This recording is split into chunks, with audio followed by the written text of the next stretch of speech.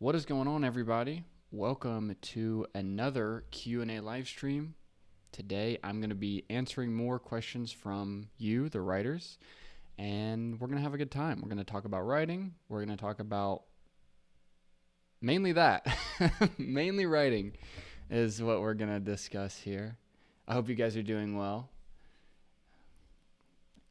Awesome to see a lot of people hopping into the Discord already. If you are watching the YouTube stream and you want to join the Discord, the link should be right below, and it will also be in the chat. You can grab that link there as well. How's everybody doing? Good to see you, Tom, in the chat. Here we are again, third time. What's going on, Jason? Artemis? Jalen, I'm doing well. How are you? CJ, what's going on? Am I planning on making a video about how to write a good story treatment? I am not. Hey, Ahmed. Love your videos, Tyler. Thank you, Ishan. Glad to see you here.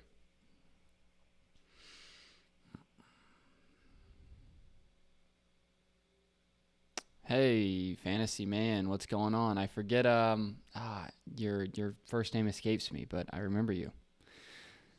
Marcus, good to see you again. All right, cool. Well, it seems like we've got some YouTube viewers. It seems like we have some people in the Discord here. So, Space Junk, what's going on? Good to see you. Am I still working on that video about Barry? Yeah, it's back there. It's not my top priority though. Jalen, I wrote a 30-page short story after I talk last Thursday. Oh, that's awesome. Great work. All right. So I'll go ahead and start taking questions here. So if you are in the live stream Q&A and you want to raise your hand, there should be a request to speak button in the top right of your screen. And we've got a couple of those. All right, Ahmed, what's going on? Let's bring you in. Hi, Tyler. Can you hear me? I can hear you. How are you, man? Yeah, man. I'm doing good. How are you? Doing well. Yeah, great. So, I have like two questions just in general about writing, not story specific or anything. Okay. The first one is actually how do you, or how, not necessarily how you do, but also how you recommend like managing multiple projects at once. I don't really like writing more than one script at the same time, but sometimes I have like more than one concept. I'm just getting ideas for brainstorming and stuff, and I just keep losing track of everything in the process because it's a bit of a mess when that happens. How do you deal with that, if at all? So you're talking about jumping from project to project and feeling like it gets messy doing that? Yeah. Well, so it's interesting. I mean, if you have ideas spring up as you're working on one main project for another project, you can definitely toss those ideas down. As much as possible, I found that it is best to really be only actively working on one project at any time, because when you're working on multiple, you get what you're talking about right now, which is you get scatterbrained. So I think if you have ideas that come into your head, you can throw those down, but I wouldn't be actively working on multiple projects that you are doing if you can help it. Now, I personally I'm kind of always working on a lot of scripts in the sense that I'm working on my own project. I'm working on writers that I'm working with one-on-one. I'm working on writers that are in my writers group. So like I have a lot of different projects that I will have my hands in at different times, but with those, it's other people's projects and they are the person who has to do the majority of thinking on those, right? So they're bringing something to me, I'm giving some criticism, and then they go back and they do the main work. And so the projects that I'm working on, I keep to one main script project as much as possible. Now, like a lot of different projects can come up like because of life, right? So with YouTube, I have a YouTube video I'm working on, and then I do this sort of stuff, and doing the live stream, and I have different things there. So like I think you just have to organize yourself. I think you have to figure out what is a way to get what you want done without letting it get messy. And I think the biggest way to do that is prioritizing one main project to be the absolute top thing you are working on, and then allow the other projects to be secondary. And then you're only opening those up when you have an idea. You want to write down that idea, but you're working on one main project. Yeah. All right. Yeah, that's great. I think I understand it. Because And my second. Yeah, go ahead. If you've got like, let's say you have 3 projects all happening at the same time, right? Yeah. If that's the case, and you're kind of jumping from one to one, then you're kind of pushing this one a little bit, and then pushing this one a little bit, and then pushing this one a little bit, but they're not really. Yeah, that's what's happening right now. Exactly. Yeah. None of them are really making any real ground forward, because you're working a little bit here and a little bit here and a little bit here, versus just taking one and just working on that one and working on it and working on it and working on it. Yeah, right. Yeah. And my second question was a topic I haven't heard you talk about but I've been hearing it coming back in feedback a lot. So yeah, pacing. Is that just something that comes with like nailing your story circle and nailing your structure, or is it something you have to pay like extra attention for while writing your script? Yeah, let's talk about pacing.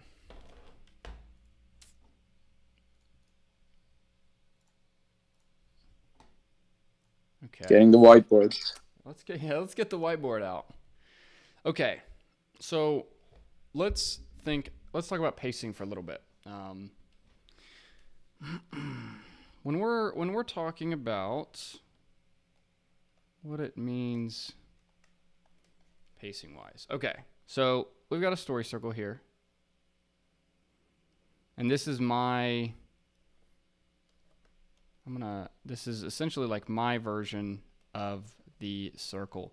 And on the YouTube video I'm working on now, I will also go more in detail into this version of the circle that I've built out. But essentially, we have character status quo, right? Where our character is in the beginning. Then we have want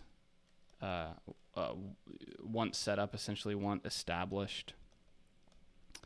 Then we have the inciting problem. Then we have the choice.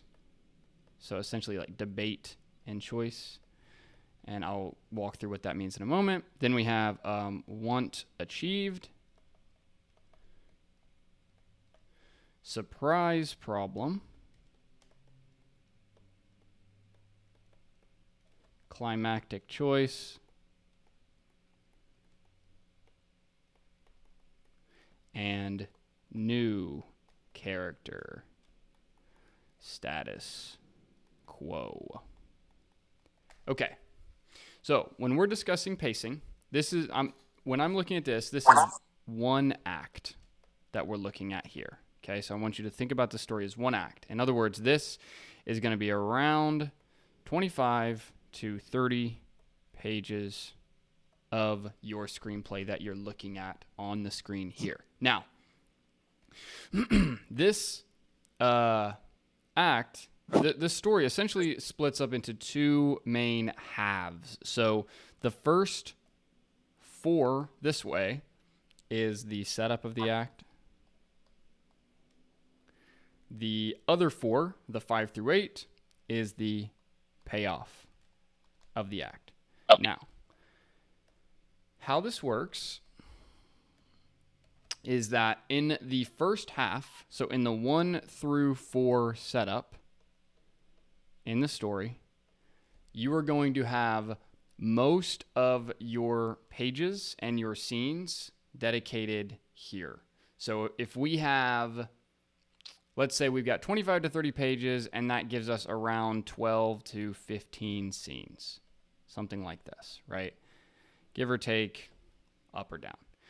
Now, usually about 7 to 11 of your scenes are going to be part of this first 1 through 4 setup. So essentially what's happening here is we get an establishment of where the characters are and what they want. They hit an inciting problem. Now, for this first choice here, usually what's happening, and I'm going to use the beginning first act of Lord of the Rings, The Fellowship of the Ring, to talk about this a bit. So we start off the story with Frodo. He's in the Shire, and we have a sense that he wants to be an adventurer. It's not something he's really actively going after, but that's what he's interested in. It's why he is interested in Gandalf and his stories. It's why he looks up to his Uncle Bilbo. Then we have the inciting problem of the first act of The Fellowship of the Ring, which is that Gandalf realizes that the ring that Bilbo has now given to Frodo is the Ring of Power, right? Is the One Ring. So now we also know that the ring wraiths have been sent out to look for the ring, and Gandalf knows this, and he relays this to Frodo. This is all in this initial inciting problem here.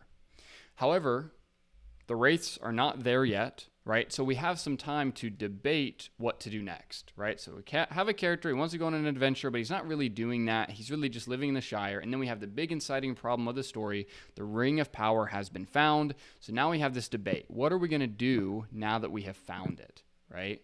So then they make a choice to go to the inn where Gandalf says, okay, we can't, the ring cannot stay in the Shire. I want you to meet me at the inn at the Prancing Pony, which is at the edge of the Shire. We're going to meet back up. We're going to figure out what to do next from there. So then we have a pretty long sequence from the 4 to the 5 in that first act where we see Frodo and Sam are journeying together. They meet Merry and Pippin. They travel across the Shire, and ultimately they get to the inn at the Prancing Pony at the 5, right? So what happens is a lot of setup, a lot of the story is happening from this 1 through 5, okay?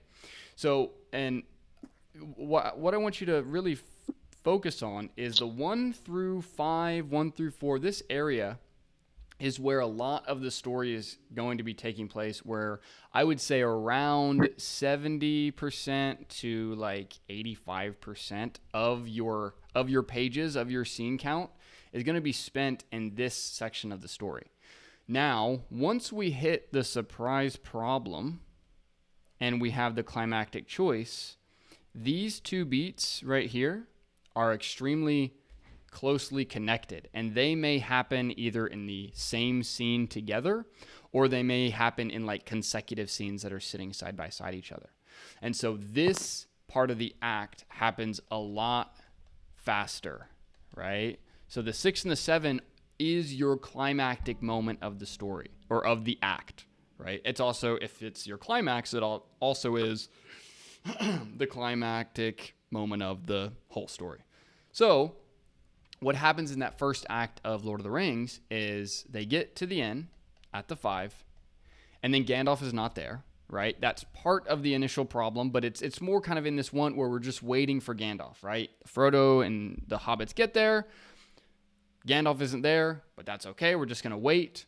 But the real surprise problem is that the ring wraiths show up to the inn looking for the ring, right? Now, the conflict that we teased way over here in the beginning of the act in the inciting problem is now on top of us.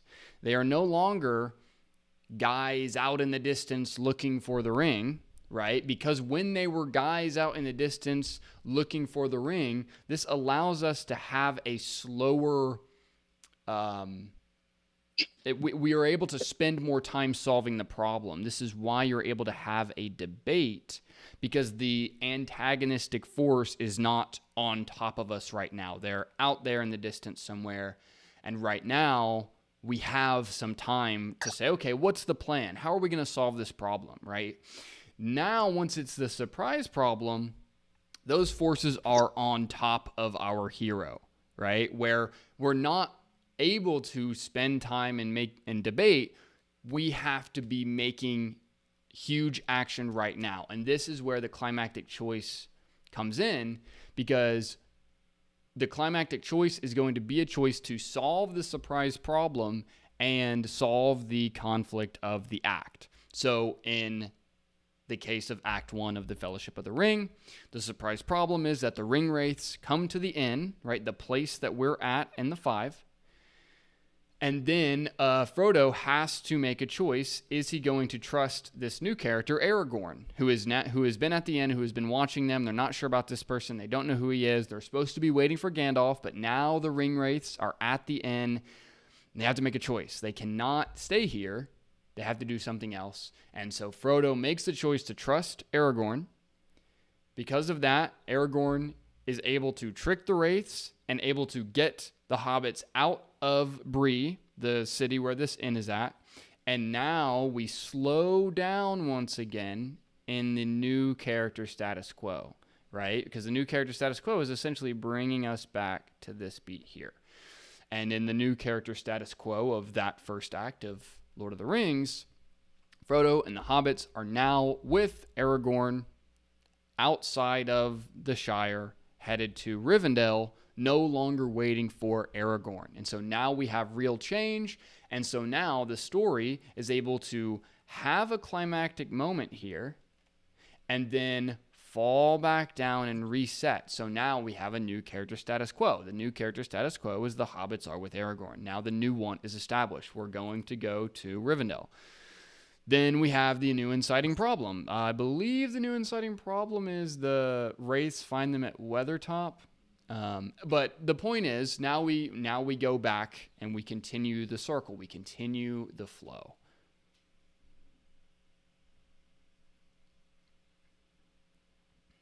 Yeah, that makes sense. I mean, I get what you mean, but can this be applied to like the entire movie as in one story circle? So here's what I would. Okay. Yes, one story circle can be applied to the entire movie, but it's not gonna feel like this. Like, I wouldn't use one story circle for the entire movie when you're actually trying to write your acts, because your act structure is the most important structural element in your screenplay. Understanding that an act, that your 30 pages are full contained stories themselves that link together to then create the larger narrative is what is going to make it work.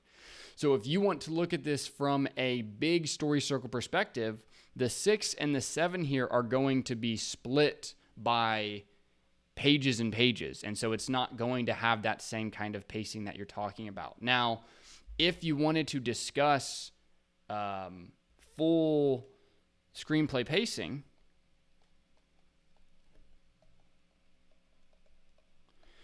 how that's going to work is will be like this.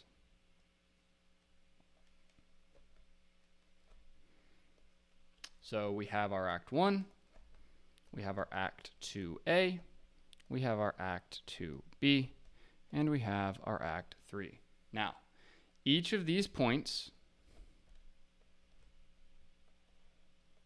are a climax, right? So each of these points are a climax that then sends the story into the next act. So you really have 4 climaxes in a actually good screenplay. And so the reason for this is that when you have the climax, then you actually have character change, and then you have the next situation that's happening in the story. So how this is going to work is your Act 1. So let's talk about a couple different. I have a lot to say here, so. Yeah, go ahead. Okay, so first, I'm just gonna draw a circle here, so you have this sense. 7, 8. Okay, so the 3 of your Act 1 that's gonna live somewhere around there. This is gonna be the biggest, this is a hugely important beat in your Act 1, right? Because this is your inciting problem of the whole story, right? So that beat there is going to be a huge piece. And then you're going to have your 6 and your 7, right? Your climactic action right here at the break into 2. And that's going to be a huge point. It's going to be the climax of the first act of your story, right? Just like I was talking about in The Lord of the Rings, the climax of the first act of Lord of the Rings is that the Ringwraiths are looking for the hobbits in Bree, the city at the edge of the Shire, and Frodo has to make the choice to follow Aragorn, and Aragorn outsmarts the Wraiths and gets them out. That is the climax of Act 1 of Lord of the Rings. Then we go into Act 2A. Then Act 2A, the biggest beat here is going to be your 6, okay? And so the 6 is this big pay, right, or the big surprise problem, like I discussed. And in this 6, this is where, like, this midpoint climax here,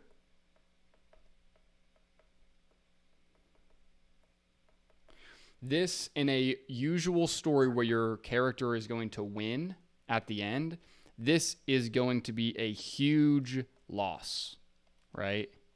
This is where something horrible is happening that is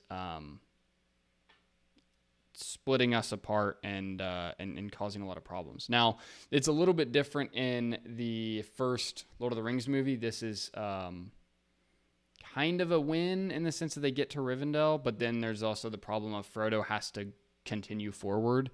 But it's also a trilogy, so like things get a little bit messy there. But if you're thinking about one standalone story, your midpoint is going to be a huge loss because your climax is a huge win. So the idea is, at this point, you are the first climax of the story, or excuse me, the climax of the first half story, right? If this is story 1 and this is story 2, is going to be a huge loss, so that your climax over here becomes a huge win, and it's the reverse of that. And so then in your Act 2B, your 4 is going to be a big beat, which is essentially like the plan to actually solve the problem is going to be a huge beat here. Because the idea, and now I'm kind of leaning into character arc here, but the idea is when your character has a belief, or they're going to go through an arc, they start off the story believing certain things, like they have a particular lie, right? They are confused about the world in some way, and then they end up embracing the truth in the second half of the story. And so part of the reason they get smacked at the midpoint is because of their lie. There's something that they did not see about life, about themselves, about the opponent, this kind of thing. It smacks them at the midpoint, and now they have to crawl back and integrate the truth in the second half of the story. And so usually what happens is your character encounters the truth at the midpoint and has this huge loss, right? And now they're like, oh, I kind of see what I did wrong. And so now I know. The idea, and the reason the 4 is a big beat in the 2B, is now they're like, okay, I had this huge loss at the midpoint, but now I figured it out. I'm not going to make the same mistakes again. I'm smarter now. Now I've got it figured out. And then they have another huge loss at the climax of 2B, which is the break into 3 if you are a Sid Fields screenwriter person.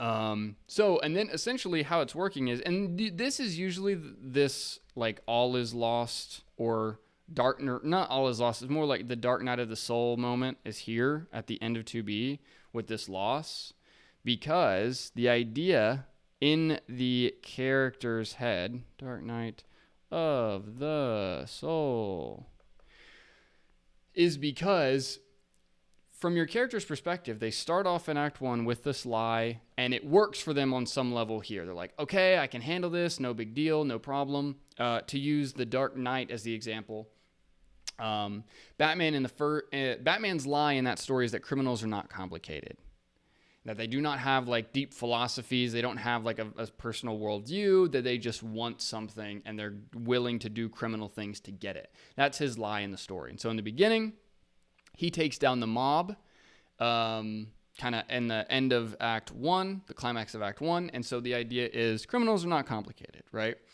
Then he's trying to take down the Joker in Act 2A, and then the Joker beats him at the midpoint. The midpoint is where the 5 of Act 2A is he captures the Joker, and then the 6 is the Joker has Harvey Dent and Rachel captive, and then, spoiler alert, Rachel ends up dying at that midpoint, which becomes Batman's huge loss. And the reason Joker kills Rachel is not because he wants money or he wants any of this. He has a personal philosophy, right? And that's what we hear in that interrogation scene, where Joker actually lays out his worldview, that the society that Batman is upholding, this justice system that Batman is upholding, it's a bad joke dropped at the first sign of trouble. So Batman gets this huge loss here, but then now that he's gotten this huge loss, it kind of wakes him up to the truth. And he realizes that Joker is a bit more complicated than just a criminal who wants money or something like this. And he realizes he needs to adjust his strategy to fight this person. And so then this is where the 4 comes into play, because now Batman thinks, I'm going to handle this no problem. I have to find him. I'm going to find him. I'm going to take him down. I understand his new worldview, but it's okay. I'm going to handle it. And then when Harvey Dent becomes Two-Face at the end of 2B, in the end of 2B, the big climax is where Joker blows up the hospital. Now we have the Dark Knight of the Soul, which is essentially Batman thought he was going to handle things. He thought he was going to be able to save Harvey Dent. He thought all these things, and he still lost. And so then this is kind of how the story ends up having this win, loss, win sort of structure, where your character thinks they're on the right track, then boom, no, they get smacked at the midpoint with a huge loss. Then they think, oh, okay, no, it's going to be all right. I'm going to solve this problem. I understand the truth now. I'm not going to make the same mistake again. Boom. No, I still got beat. I still haven't fully integrated that truth. And then you go into the final act where they actually are able to integrate the truth, make the right decision in the climax, and win. And that is why the 7 becomes the most important beat in your third act, because the 7 is that climactic choice, right? Where the character makes the right choice to solve the conflict, win the day, and we all go home. And so what I would say is, from a large perspective, you can feel this kind of pacing where character starts in the lie, then they win at first, then they experience a huge loss because of that lie. Then they think, okay, now I got the truth, but they still haven't fully, and they lose again. And then finally, in Act 3, they finally integrate that truth and then go for the win. Now, every single one of these acts, because you notice here there's a climax, there's a climax, there's a climax, and there's a climax. This is why I break the story up into 4 acts here. And this is also why I say that understanding your act structure is so important and so valuable to you. Because if you understand that, okay, each one of these acts here is going to be around 25 to 30 pages, and each one of these acts here is going to be around 12 to 18-ish scenes.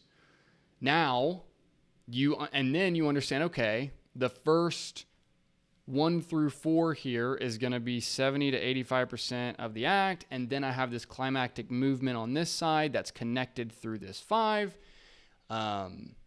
Then you can understand that, okay, this is the function, or this is the flow that I need to build on the act level, and then you can have a story that has 4 strong acts using 25 to 30 pages each, using 12 to 18 scenes each, using those story circle beats, and then you have something that's functional. And I have a video that hopefully is going to come out soon that will go into more like very, very, very granular detail with examples on this kind of pacing right here and how that's going to work for a climactic act.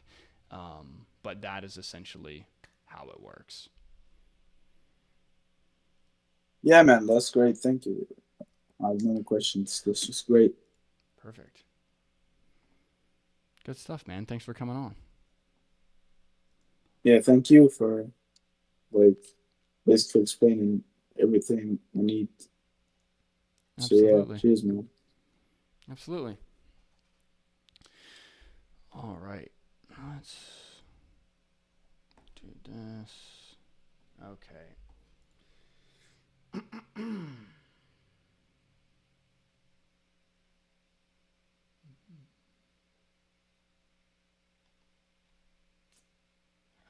Hello, Tyler. Hey, Alex.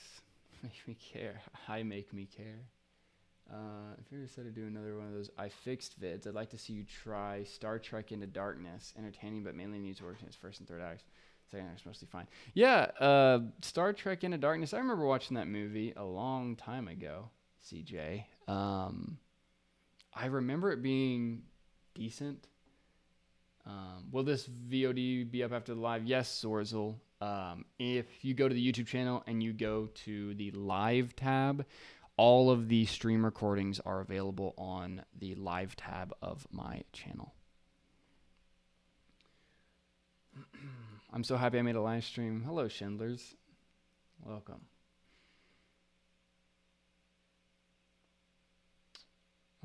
Daniel says, really struggling to develop a strong philosophical conflict in my short. Need help, Tyler. Daniel, if you want to hop into the Discord, I'd love to talk with you about that short. Macron says, Joker not wanting money makes him more complicated. Yeah, Joker, the reason that Joker is an interesting character and why he's challenging to Batman is because he is trying to express a philosophy to the people of Gotham. And his fundamental premise is that the justice system that everyone lives inside of is not real, that it's a joke. And that if pushed, you can see just how fake that system is. That's his premise. And it's why you get super cool scenes like him burning the money with the mobster in the Act 2B, because it's not about the money, it's about sending a message, right? Because he has transcended money. He is doing something that is more important than money, which is speaking to other people, transmitting a worldview to other people, right? That's what he is doing in that movie, and that's what makes him powerful. Team Western Productions, what's up? All right, let's continue here. My computer is lagging like crazy right now. I don't know if it likes my... Can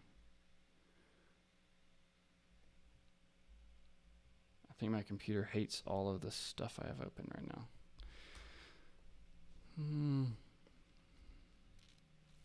One second, everybody. I'm going to clear up a couple things. What else can I shut down? I think that's it. Okay, well.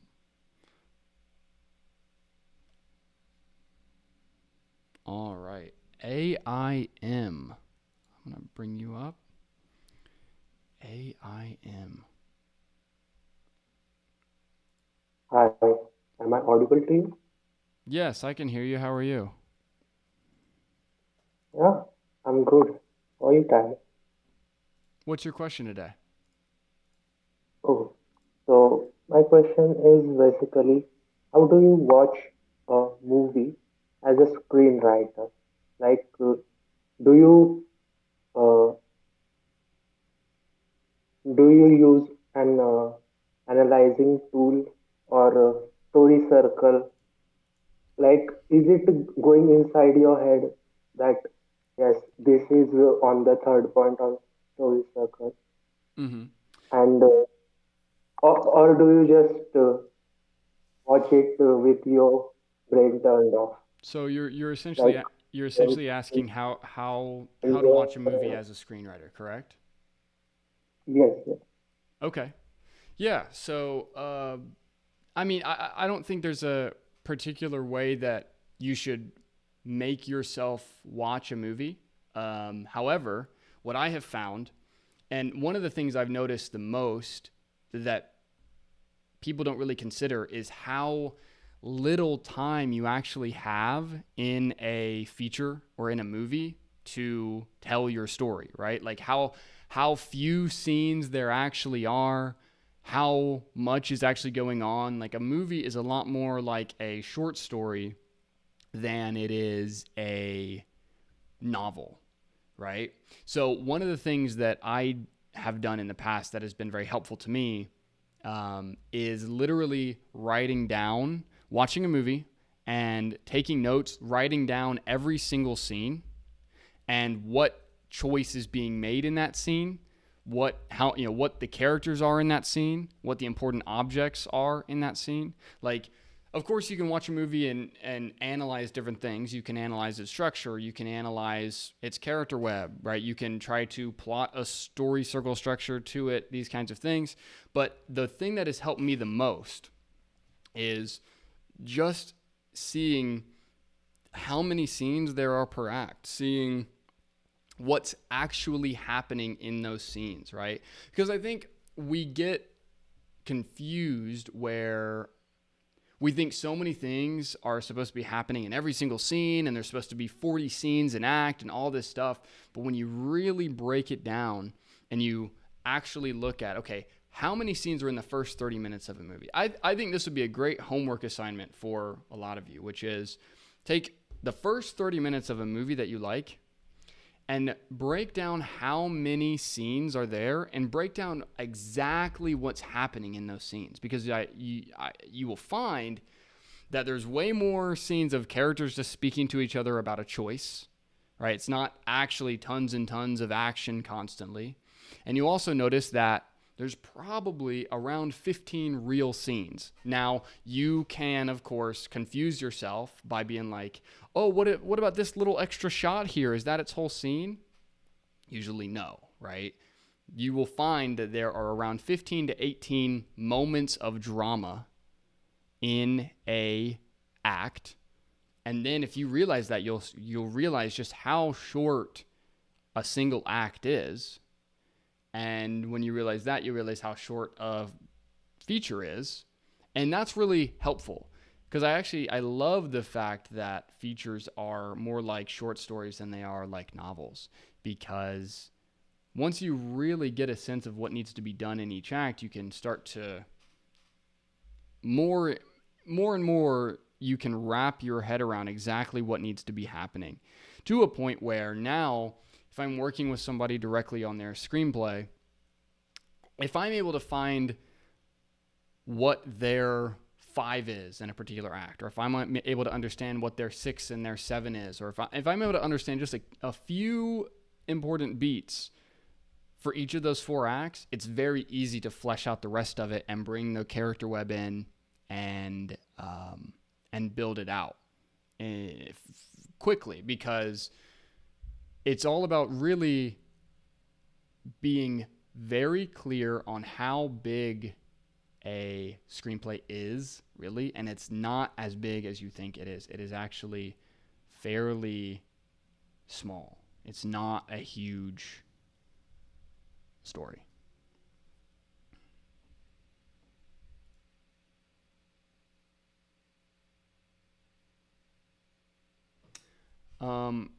I think it's Rocio says, thank you for all the info you provide. I'm currently brainstorming on how to create a story from a true event that happened in 2020. Obviously, real life isn't as organized as a storyline, but it's so interesting and important for me to share. Any tips? So let's talk about this idea of it's a true event and it's not as organized as a storyline, because I find that writers love to use that phrase to write bad stories. And it's very frustrating to me because it's so fascinating to me how much people want to write unclearly, where they could just write clearly. But the reason they don't write clearly is because they don't actually know what the purpose of their writing is. So you can have the purpose of your writing be, I want to give a historical account of an event that happened. Like, okay, that can be a reason to write. And if you do that, then sure, it's going to be messier. because you're giving a historical account of an event that happened. It's not going to be so perfectly simple. However, if you learned something from that true event, if that true event helped you shed a lie that you believed and helped you see the truth about yourself or about another person or about what you wanted to do or these kinds of things, then you understand what your theme is. You understand what the purpose of writing the story is. If you say, I want to share the journey of me discovering this truth with other people, then you should think about how to share that truth in the clearest way rather than trying to create a perfectly historical version of what happened. So I think it is helpful to think of your own life as quote unquote fiction in the sense of what was the character web of that real event? What was the climax of that real event? What was the setup of that real event? And then understanding that it can be helpful to omit certain details or make other details more important so that you are serving the message that you are trying to get across. Because if you are telling a story that is so hyper realistic to exactly what happened and it's not interesting because of that, and people aren't really grasping the message because they're not being engaged, then I think that's a tragedy. So I would say the biggest advice would be think about your story, think about that story you want to tell more from a quote unquote fictional perspective, because the purpose of telling the story is not to give a historical count of an event. The purpose of the story is to express what you learned, right?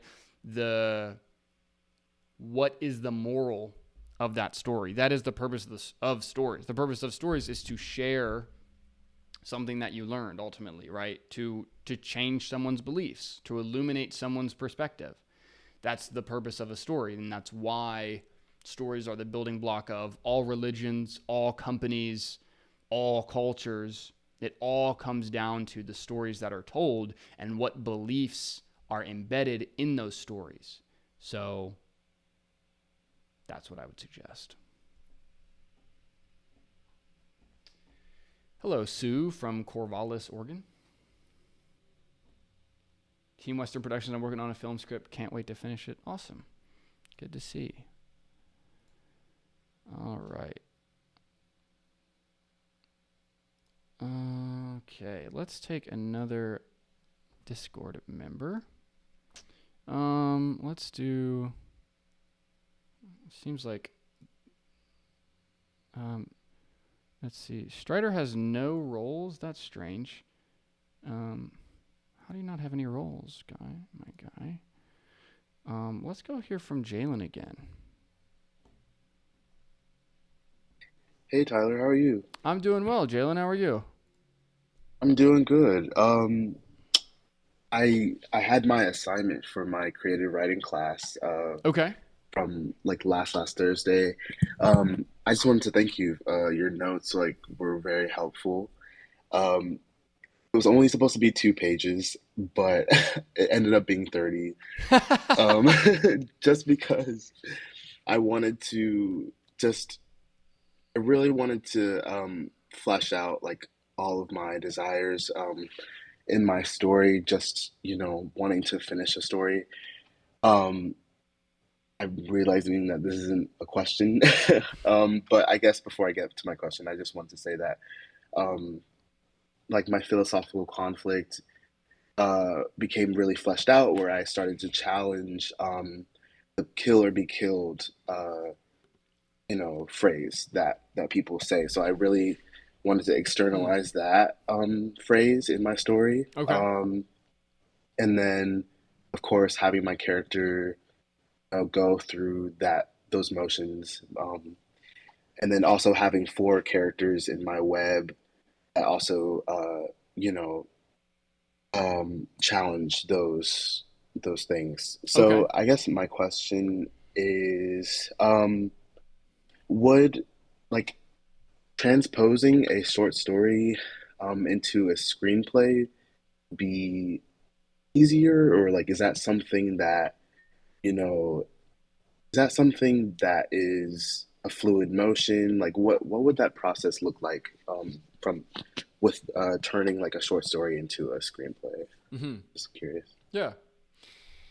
So it depends on what kind of short story you have exactly, because short Mm, stories are they are the most, I would argue, the most undefined a lot of the times, because you could have a short story that's 5 pages long that takes place over this 5 year period, and now you're trying to make this into a screenplay, and that's going to be mhm, very different than if you have a 20-page short story that is 4 scenes, and now you want to take this mhm, like 4 scene short story and make it a 60 scene screenplay.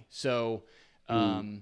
So give me some more specifics about the short that you particularly would be building into a feature. Of course. So the short story is I added chapters to the short story. So Okay. there's 10 chapters. Each chapter is one scene. Um, each scene um, is basically going through the I guess the process. I guess okay. So the plot is um, character Kieran is a vigilante named Picaro who is on the verge of like overcoming this tyrannical force. And at the end, um, or in the midpoint, he accidentally blows up this compound. It's a lot. There's a lot of story in it, but at the very end, um, there's a choice that he has to either kill this last guy or escape with his family. So Okay. there's like there's choices of like protection there. I guess Is there a key antagonist? yeah, go ahead. Yeah, so the key antagonist I would say is the guy called Lion Man, which is the person he kills at the end. I'm saying this because like this is not a very good explanation of the story. That's fine. Um, but yeah, I think is there a way? Because I know that you have a screenwriting um, like thing going on. Is there a way that I can actually like? Do you only do screenplays, or do you also read short stories as well? Just I curious don't. because I do. So I read pilots. I read features. I don't really do shorts right now, but yeah. so it seems. So talk to me about. Okay, based on what you're saying, the first thing that comes to my mind is how is your antagonist playing in the beginning of the story? Hmm. Okay, so in the beginning of the story, it's mainly, I guess I can just run it through really quickly by chapter. So first chapter is introducing my main character, introducing his brother. Then the second chapter is introducing the setting, and then introducing what the main character really wants and what he's doing to get what he wants, Mm-hmm. which is to oppress the oppressor. And then chapter three Who is is the him oppressor? entering this.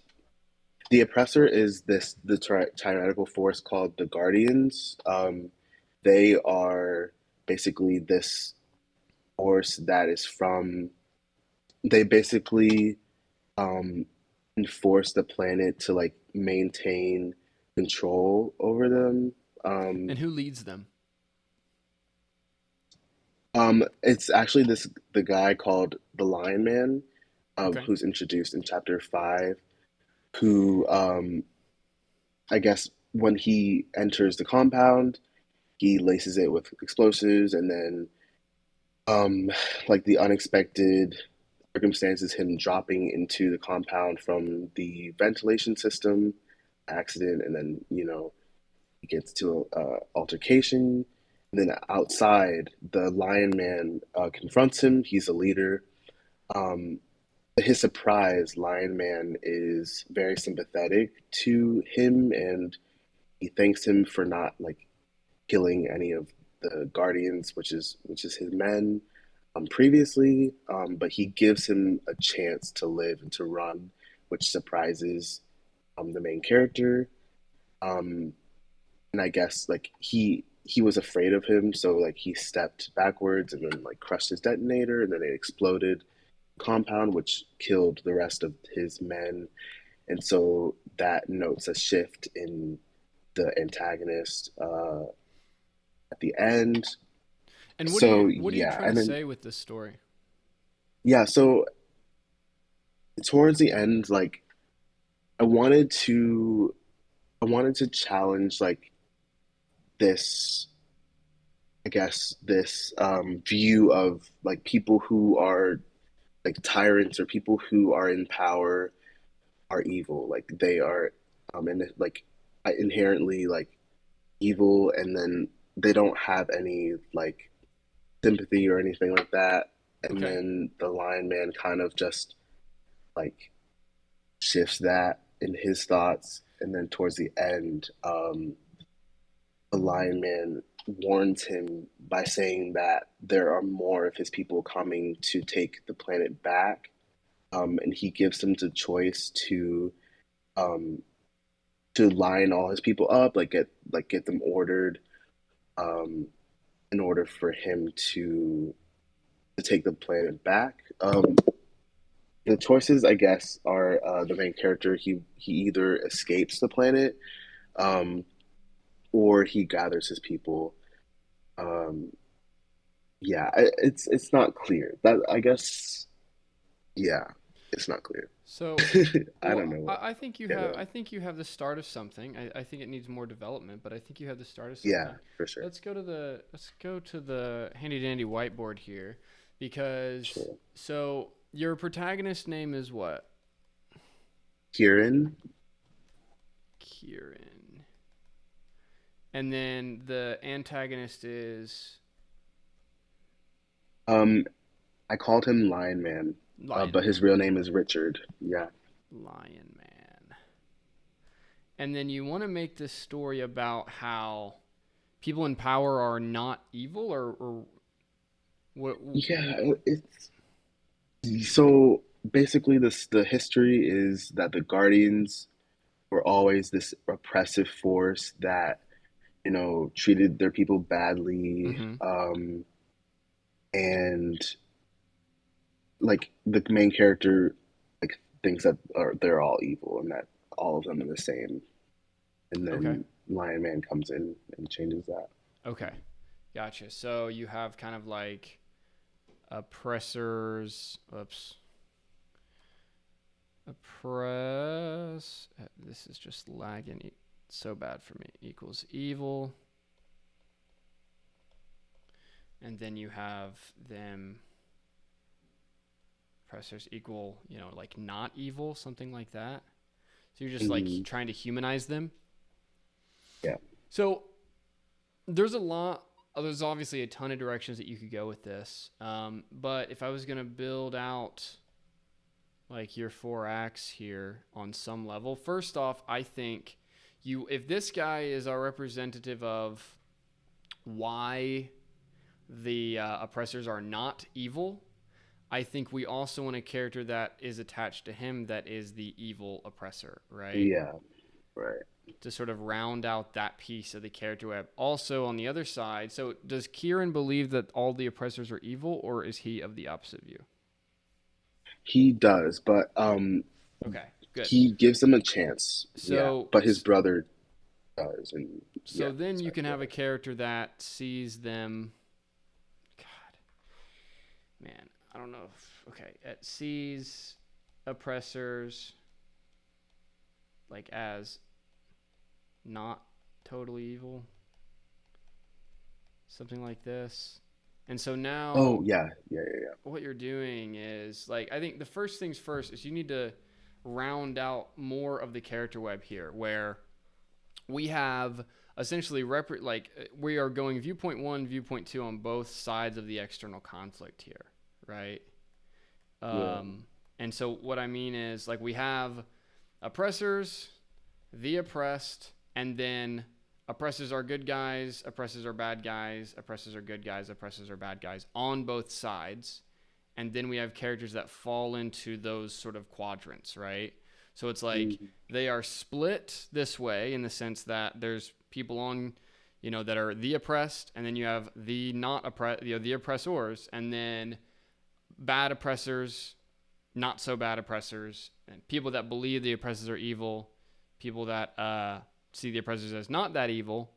And then you can also build this out to be more and more complex as you go. For example, like, if Kieran believes that the oppressed should be self-governing, then you can have characters that show they have that capability. Then you have other characters that show they need governance, right? They need someone else to be involved, right? So what you're doing when you're setting up the character web, when you're trying to take a short story and expand it out into a larger story, is you want to create a society of characters where everyone's viewpoint is represented, in the sense that no one is like totally, like, each person can be in their own quadrant, but you're not straw manning the entire thing. So you have the good guy oppressor people, you have the evil ones, you have the ones that need governing, the ones that want freedom and don't need governing, right? These different things. You said you wanted to have some sort of and then I think from there, it's going to be building out a sense of what Kieran's main goal is for a feature, so that we can start him on that goal, and then he should get it and fail at the midpoint. And then he can have his climax over here. But it sounds to me that also... So you're also mentioning that your antagonist isn't showing up until like chapter 5 of your story, as I don't think we want that to happen. So I was discussing Lord of the Rings a little earlier, and Sauron, the big bad guy in Lord of the Rings, he's not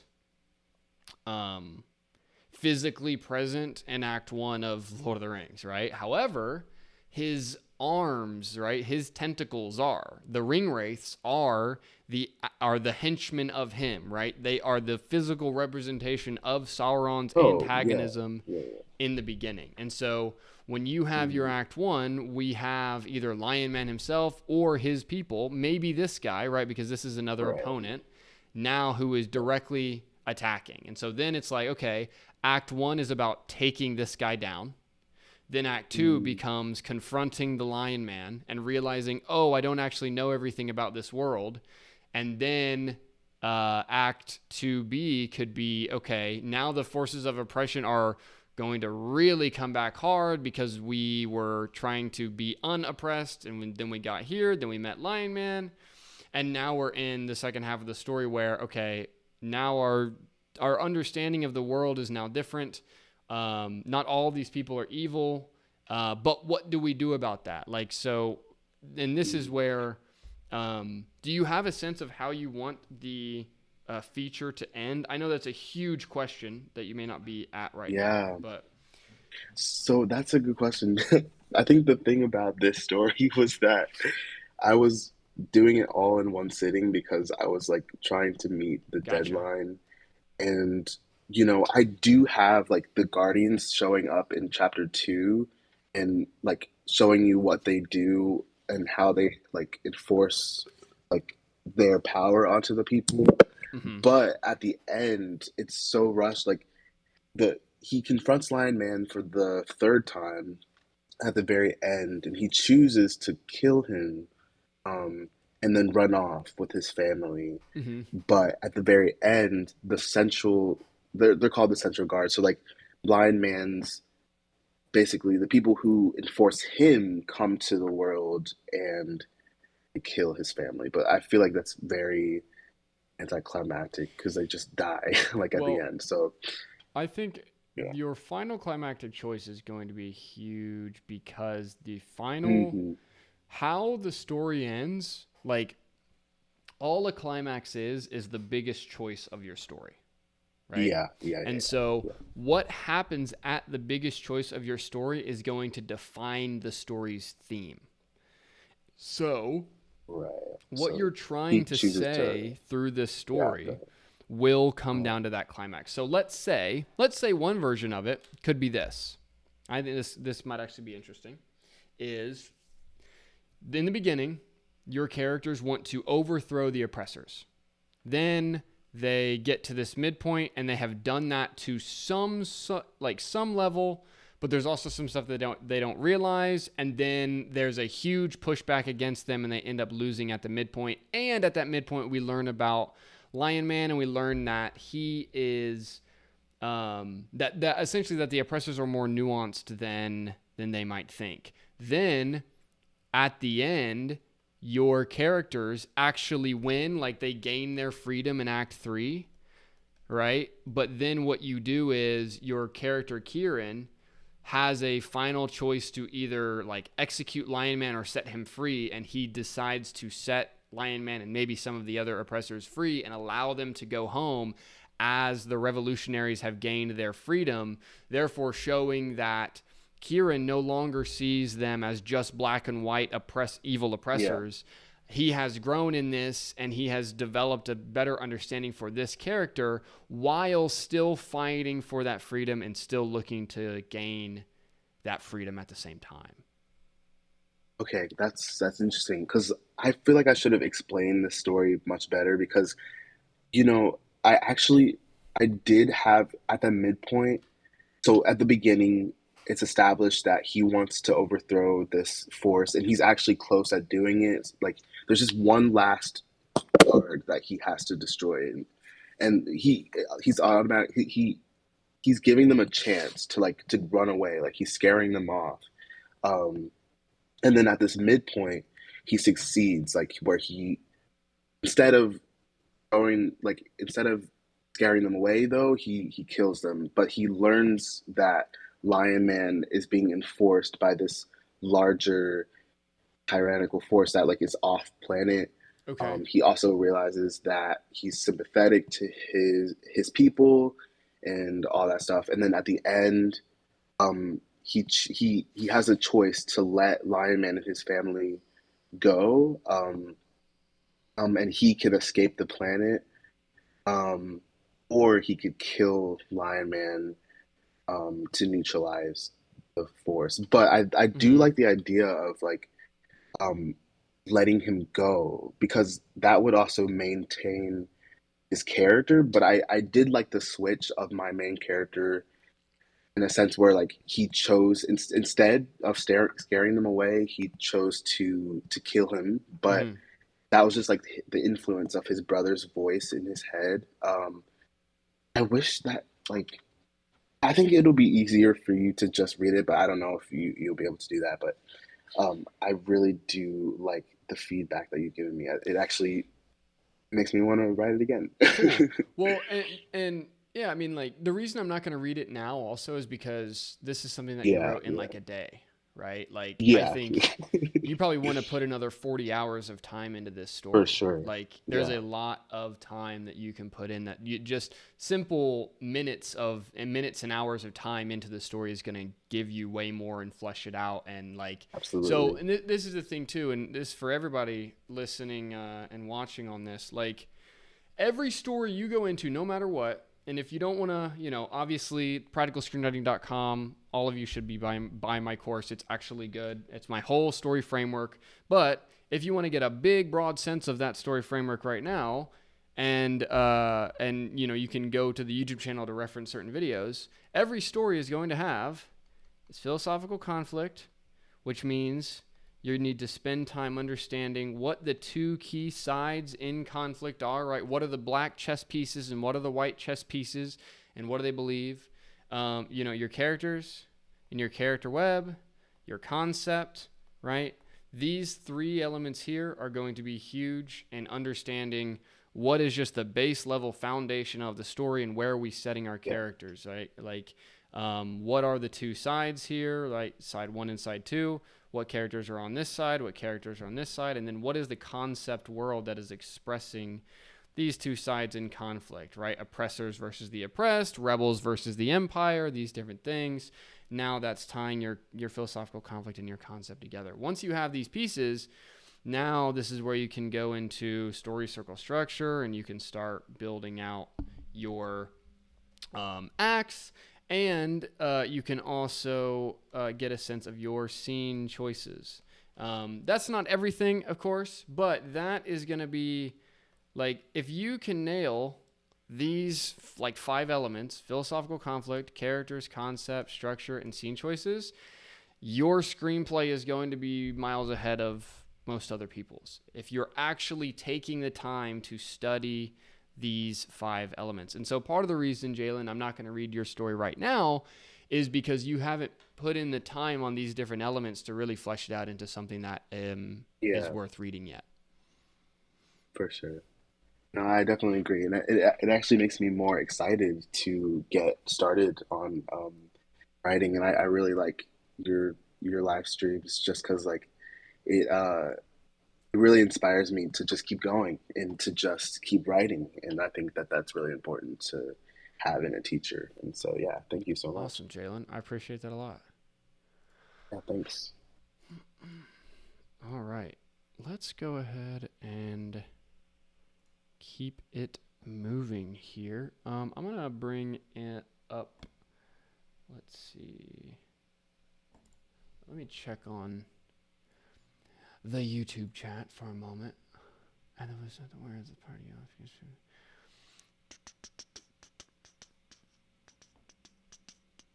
Okay, I think we're looking good there.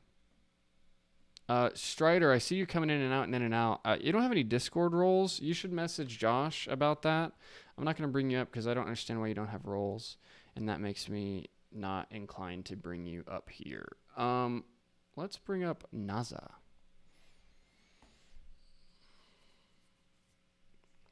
Naza, are you there?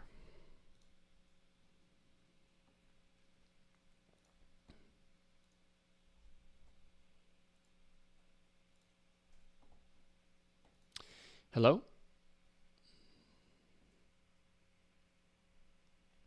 Check, check, 1, 2.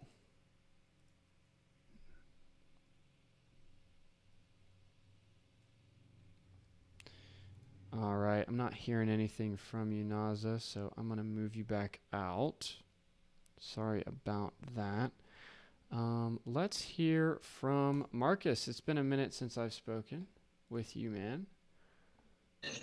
Yeah. I wish I was still in the writers group, but I just can't. My financial situation, I just cannot afford that right now. No worries, Marcus. What's your question Anyway, today? Yeah, I have a couple. Okay. One is about another original story that I'm working on, and it's about the philosophical conflict. Okay. And basically the question is, I don't know if this philosophical conflict is, I guess for lack of a better word, good enough. Okay. Okay. So it comes out of the main character. His name is Akalon, and that's also kind of the tentative name of the story. The thematic argument is, for balance and peace to be achieved, all sides involved must be willing to listen to each other, take responsibility, and work together. Okay. Philosophical conflict, viewpoint 1, division. And it goes, peace cannot coexist between different beings with different core values and beliefs. Mm-hmm. Previous conflicts cannot be overcome.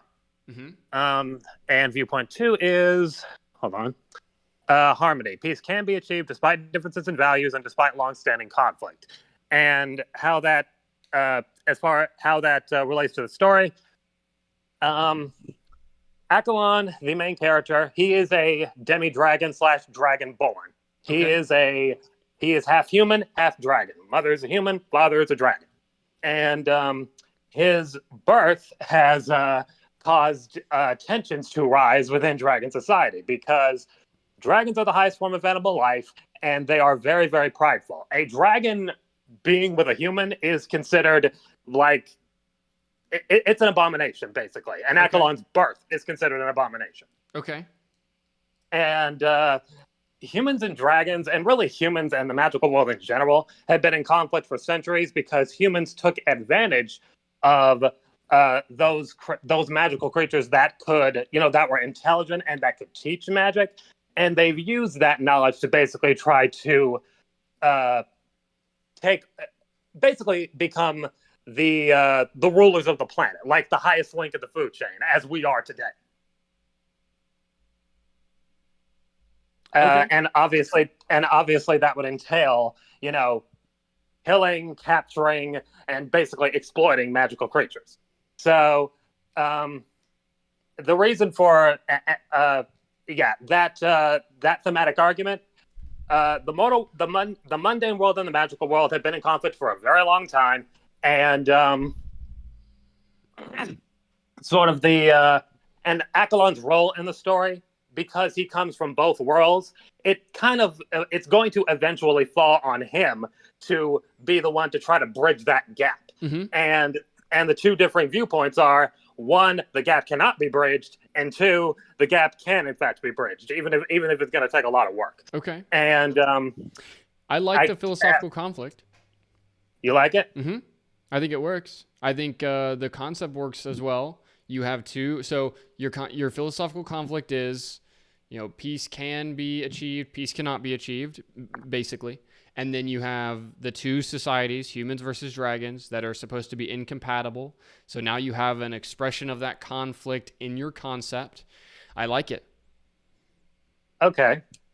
And it's not just dragons. They're just kind of they're part of the magical world, but it's not just humans versus dragons. It's humans versus, the magical world in general. But yeah.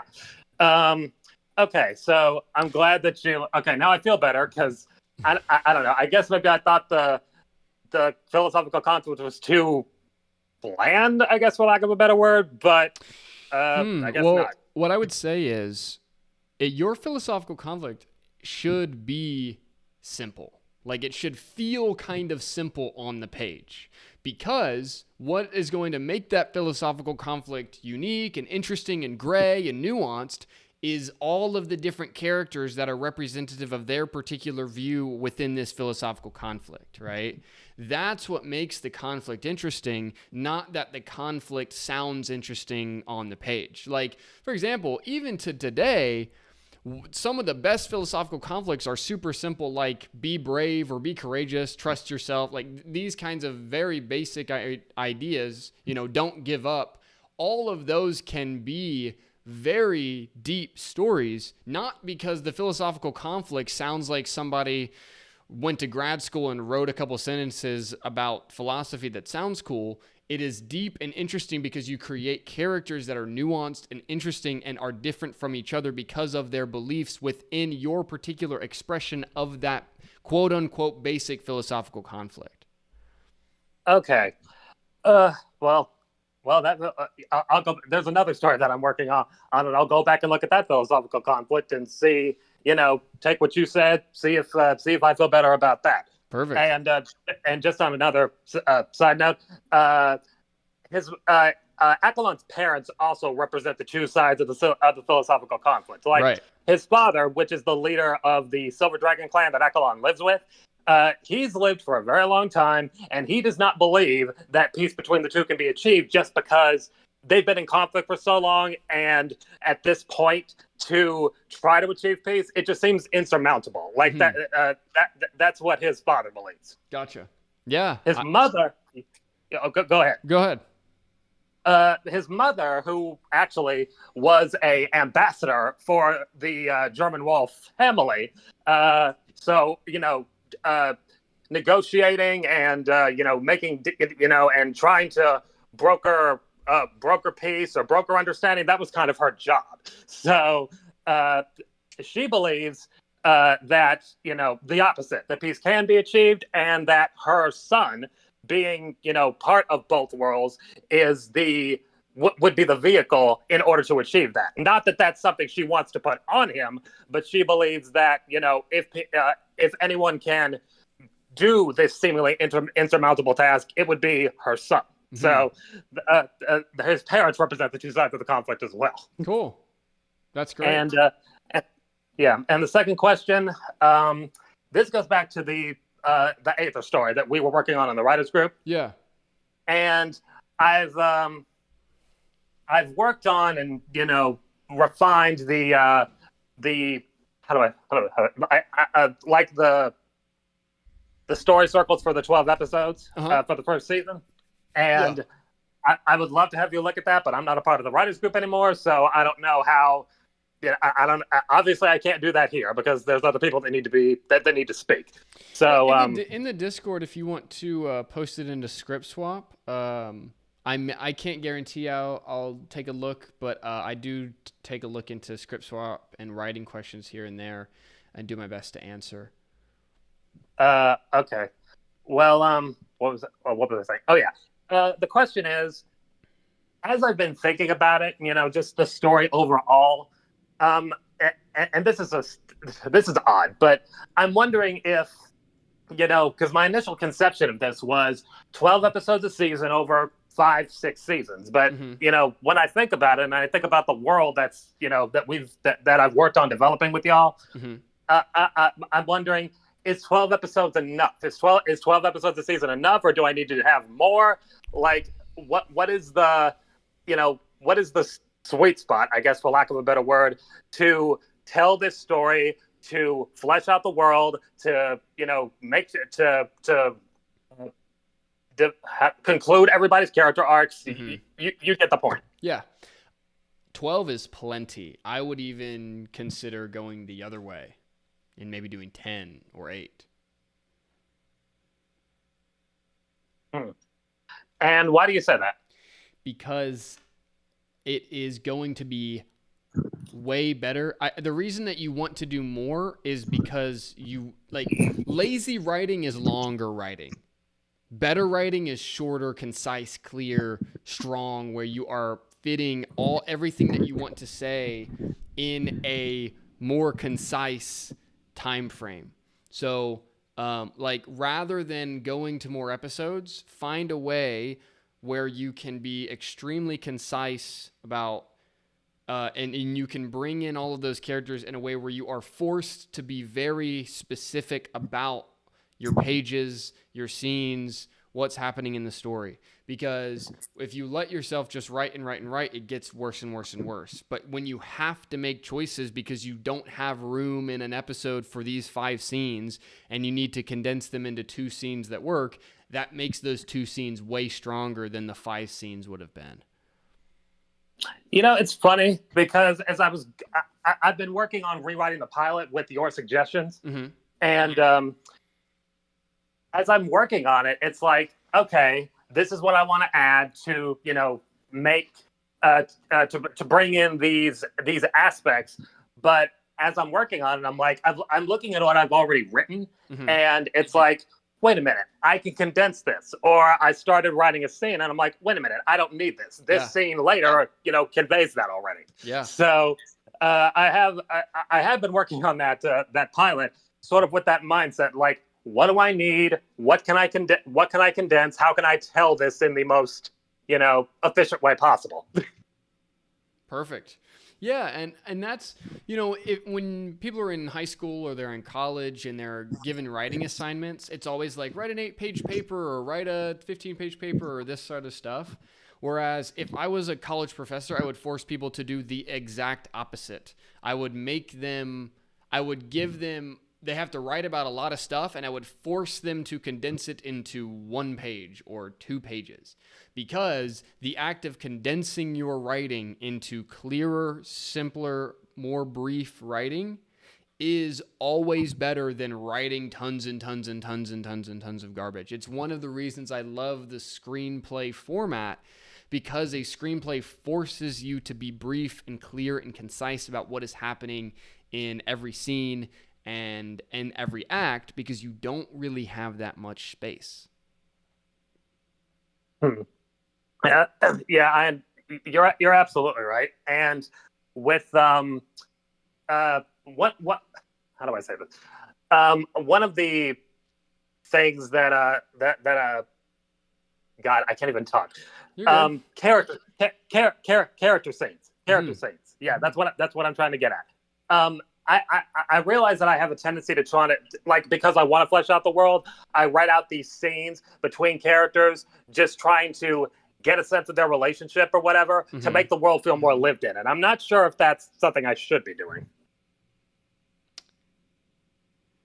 To make the world feel more lived in is not a good reason.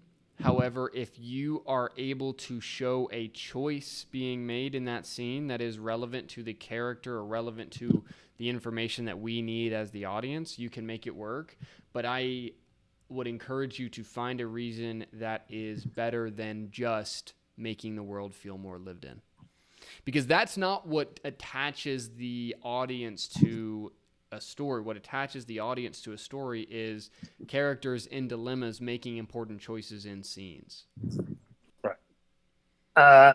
And I do understand that. My mindset is, in the people have relationships.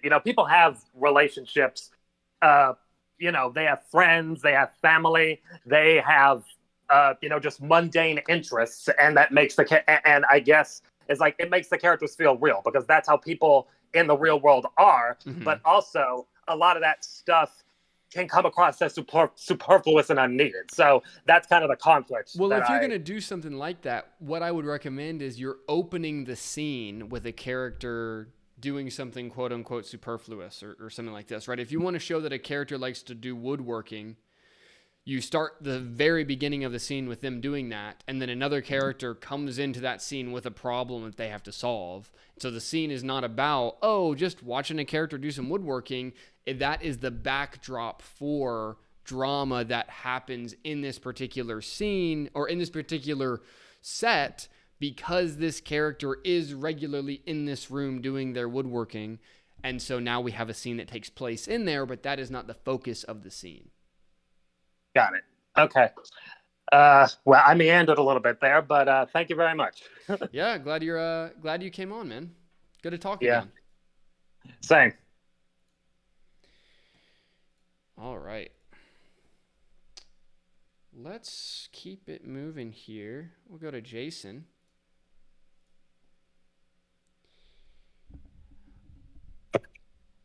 Jason, what's going on, man? Hey, how you? There we go. How are you? I'm great. How about you? Doing well. What's your question today? Well, I've significantly made it far in my story. Well, far in my eyes. I actually ended up writing down a few endings, and I ended up rewriting the premise into what you might consider a logline. Okay. But when reading the logline, something doesn't sit right with me. Okay. And I'm wondering if I missed something crucial. So, Sure. do you mind if I run it by you real quick? Yeah. Here, let me open the whiteboard up and we'll write Sure. this out.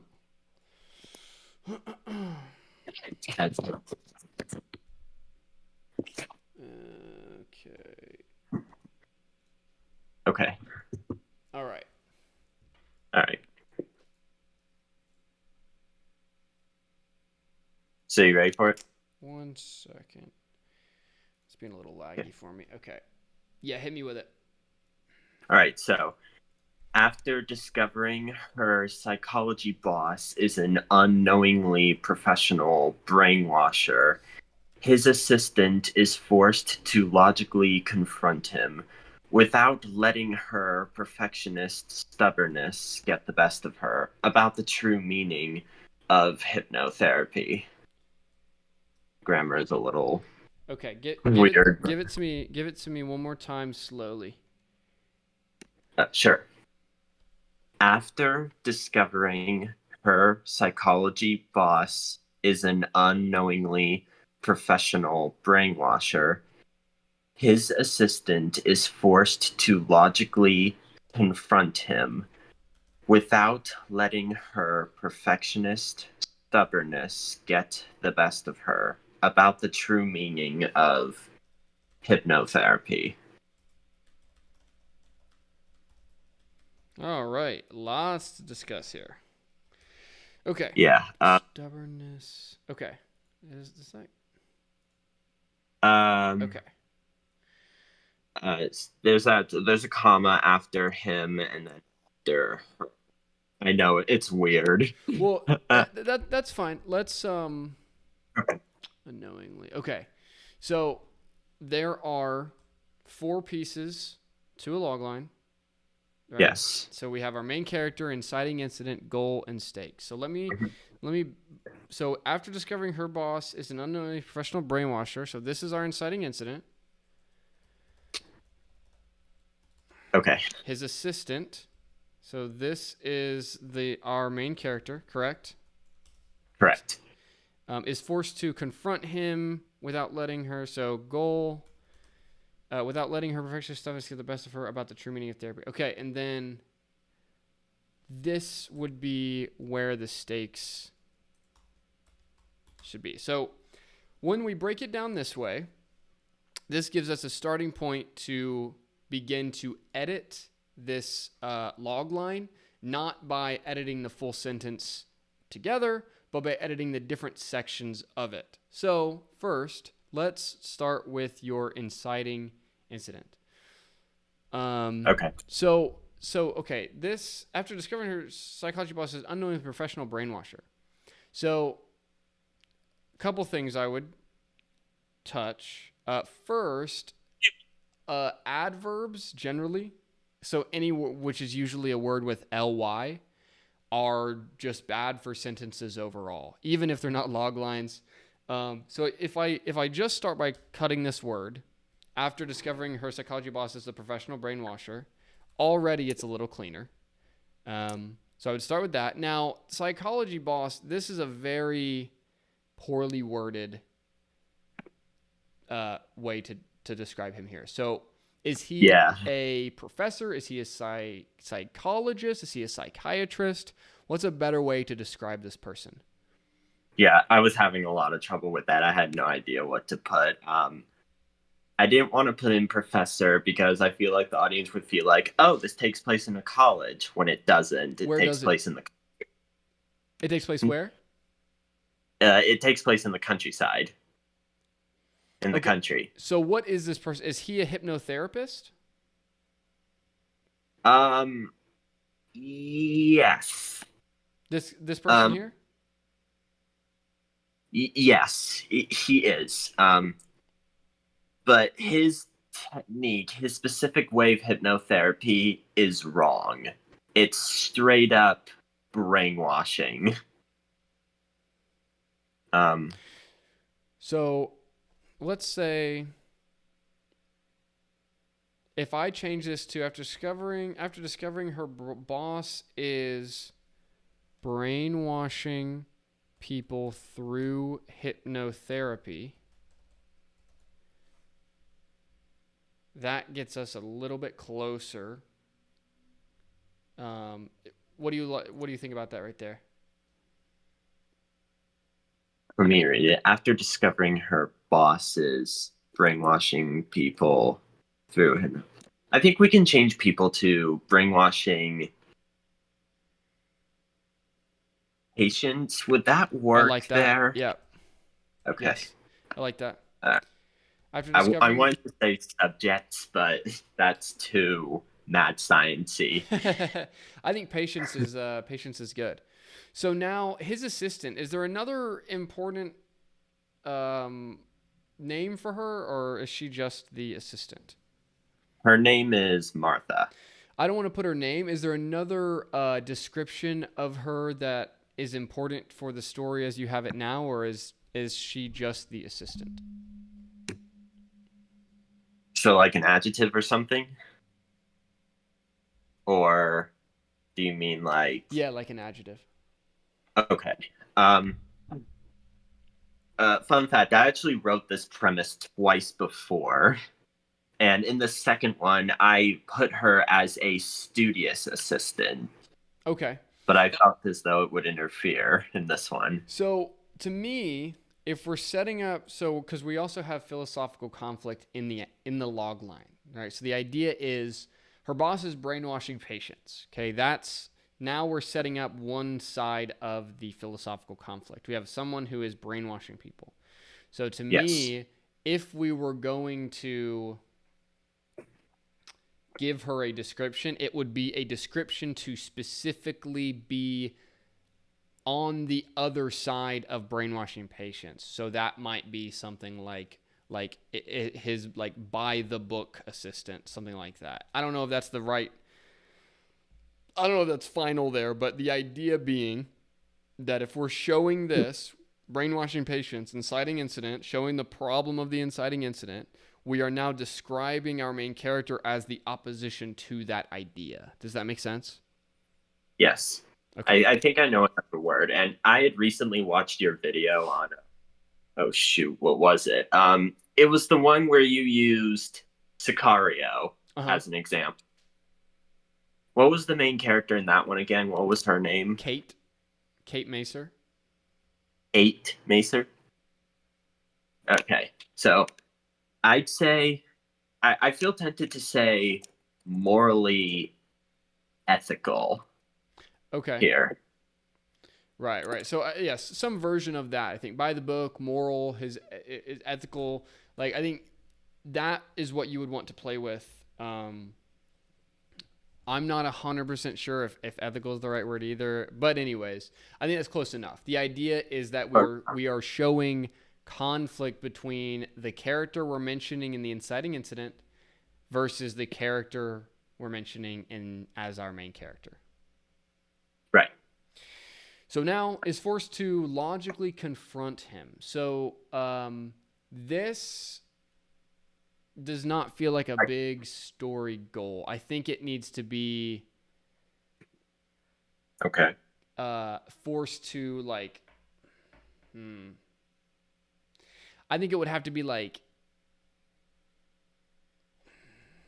maybe like set patients free. Something like this, or Well, yeah, my whole thing is I don't exactly want the boss to be a villain per se. I feel like antagonist is someone. Who is the opposing force in the story then? The boss. By the way, his name is Oliver, if you were wondering. Well, then he is going to be the opposing force. Well, yes, but I was saying, like, does he... Oh, yeah, I guess he has to be evil. Well, he has to be the opposing force. Yes. Because we have to have a character that symbolizes the other side of the view, or we don't have a story that's that strong. Right. So I think that's right. In the goal, I think it has to be more than just confronting him. And again, I would drop the adverb for sure. Drop the logic. Of course. For sure. So, like, is forced to confront him is a start, but the thing with just confronting him is I don't know, doesn't make me feel like we're getting a feature out of this. It just feels like she could confront him in one scene, right? So to me, it seems like it would make more sense if she has to have a larger goal that is about the patients that we have brought forth here, because the idea is that the goal is going to be solving the problem that the inciting incident brought forward. So to me, it would be some sort of is forced to set patients free, try to reverse the brainwashing, something like that. Right. Right. Darn it. I'm getting a little... I'm a little disappointed because throughout the whole thing, this was what I had wanted to happen. Like... That she confronts I had initially wanted her... Like, her negative traits, like, weaknesses are always important. Mm-hmm. Right? So, I had initially written down that she needed to... Actually, it's in the stakes there, but, oh boy. Yeah, How do I say it? So, and we can hop down to the stakes here. This is probably, I'm just gonna be honest with you, this is probably the biggest mess of the whole logline here. That's fair. So, the stakes need to be again about.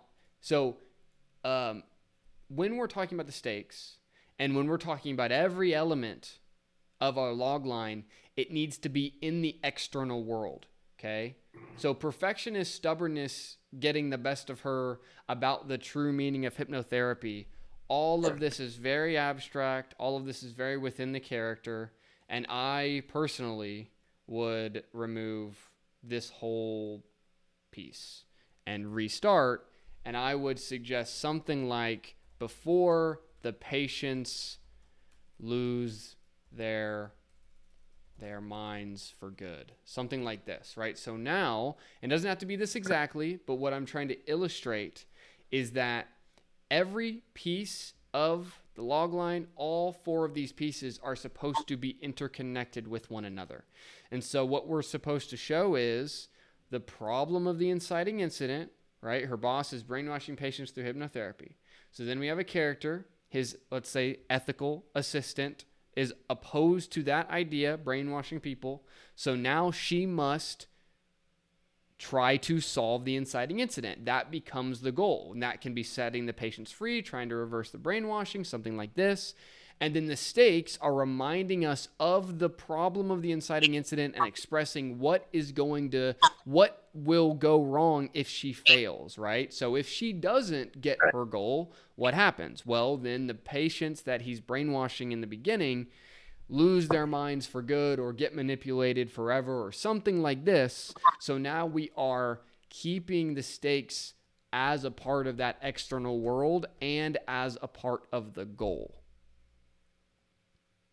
Okay. Yeah, I got it. Well, now I'm realizing I probably need to rewrite the whole thing now. Welcome to being a writer. Yeah. Darn it. Thought I had something, but gonna have to do this again. No, man, it's all good. I'm very happy that you brought this forward because I think this is a great example to take a look at fixing. Okay. So hopefully, hopefully you're seeing how I am fixing it as well as what I am fixing, right? And that when I'm trying to fix a logline, I'm breaking it down into the 4 important pieces: inciting incident, main character, goal, and stakes. And then then you have an understanding that the inciting incident and the stakes are going to be kind of one side, right? So it's like you could think about this as this is part of your like viewpoint 1 or 2, depending on what you want to do. And then this is viewpoint 1, and then this is the other side of the philosophical conflict, right? VP2, VP2. Right. So essentially you have a problem. Inciting incident is a problem. Then we have a character that's coming in to solve that problem. Then what is their goal? What is their way of solving that problem? And then what happens if they fail to solve the problem of the inciting incident? That is the basic way to build a logline. Right. Okay. Make sense? Yes, it does. And now we're just realizing the ending is going to suck. I'm really honest here. My ending is going to suck. How so? Well, I'd have the character change, right? But then at the end, they themselves would be brainwashed. So it's like Saw. I don't know if you've heard of Saw, but it's all for nothing. All that whole redemption and stuff, it was all for naught, as she ends up becoming one of the victims herself. So how does one end something like that without creating a sequel or a part 2? I wouldn't worry about that too much right now, because I think you're still in like the logline phase. So it's like, don't worry about your sequels while you're in the logline phase of your first story, because the story is going to change 75 times as you work on it now. So I wouldn't get too caught up in that. Of course. Cool. Of course. All right, Jason. Thanks for coming on today. Thanks for having me. Bye. Okay. Let's go to, let's see. Mary says, thanks for running these live streams. I enjoy listening to them on my commute, and I'm learning a lot from all these conversations. Awesome, Mary. Glad to hear it. Sue says, Tyler, really enjoying your editing of the hypnotherapy logline. Good job. Awesome. Great stuff. Yumna asks, how do you overcome writer's block? You just I would say sit down for 2 minutes. Sit down for 2 minutes and stare at your story. If you absolutely don't want to work at all at that point, then you can go and do something else. But usually we are procrastinating just the very beginning, not the whole thing. Dotaphobia. How are you? Hi, can you hear me? I can. What's your question today? Yeah, could I ask multiple questions or only one? You can ask multiple. Yeah, okay. So, first, I want to know if my character's internal conflict is stopping him from achieving his goal, because like whenever I for potential like conflict in my story, I can't really like find any. So, yeah, my premise is my main character. Mm-hmm. So he made a humiliating mistake, and then his best friend rejected him. And so this main character, he has like this really popular cousin, right? And then my main character doesn't like this cousin, and the main character's best friend doesn't either. Okay. And so the main character gets this idea to expose his cousin so that he can get into his friend's good graces again. Okay. And so the main problem, like flaw that my character has is he doesn't have self-confidence. Mm-hmm. So how would this flaw like stop him from achieving his goal? Achieving the goal of exposing his cousin? Yeah.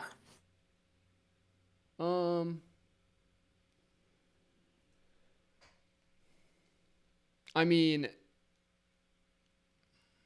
so what's the philosophical conflict of this story? Like what is the story actually about? So he wants to expose a character to get in the good graces, and what's stopping him is his own lack of self-confidence.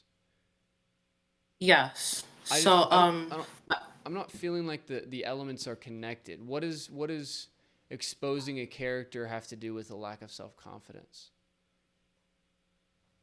so if my main character does this, he can feel more confident about himself, and Why he'll why get does into why will like he his, feel more confident about himself if he exposes someone else?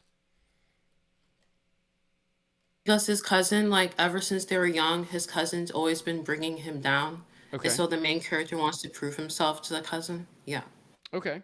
Okay.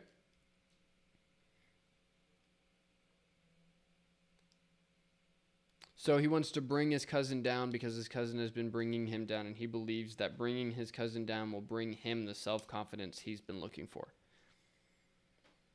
Basically, yeah. Okay, cool. To me, that sounds like you have all the way up to the midpoint where he exposes his cousin and then realizes that exposing his cousin doesn't actually bring him self-confidence. He just brought someone else down. That's not really what I was going with my story. Okay. So, there's another element. So basically, my main character, he doesn't really have like the drive to bring his cousin down, but it's not until his friend lies about his cousin that the main character goes against his cousin, because the main character feels protective over his friend. So yeah.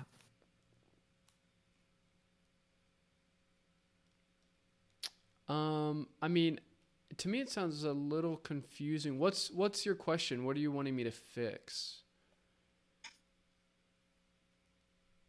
Like I want to know how my main character's flaw is stopping him from achieving his goal, or if it like doesn't fit at all. I don't think it's stopping him from achieving his goal. I think physical characters in the physical world are going to try to stop him from achieving his goal.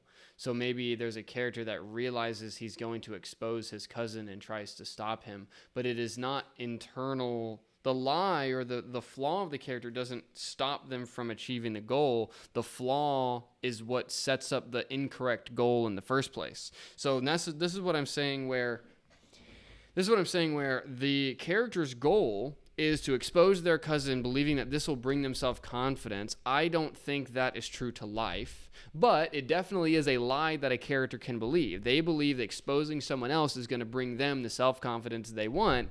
That's probably not going to happen. It's going to just mean they expose someone and they're still not that confident. So really, it's not the flaw of the character that is stopping them from achieving the goal. The flaw of the character is what sets up the goal in the first place. This is how the lie, when I talk about like, your character has a lie in the first half of the story that gets exposed at that midpoint, it's usually because the goal the character has in that story is based on their lie. It comes from their lie. The character is heading off in a direction and that direction is because of the lie they believe. And I think that's what you have here, where the character believes that exposing someone else will bring them self-confidence. And I think that is going to be a lie that they believe, as I'm hearing the story. Yes, and do you think this could work for my story? Like, what obstacles could I bring that could like change my main character's point of view? Well, I would say definitely you need a person to be opposition, not just internal conflict.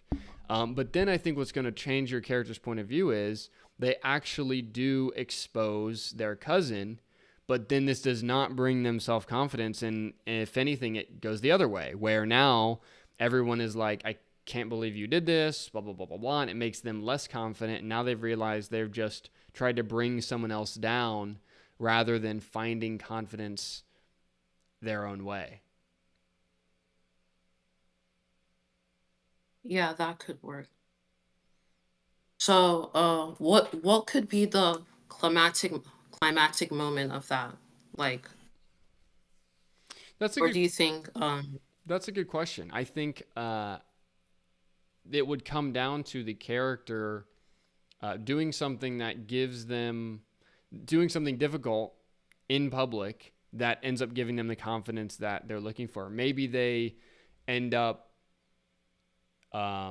fixing their relationship with their cousin at the end in a way that is different from the beginning, where now they actually have a certain level of mutual respect, and that is earned through something that happens publicly. That would be the basis of what I would start with.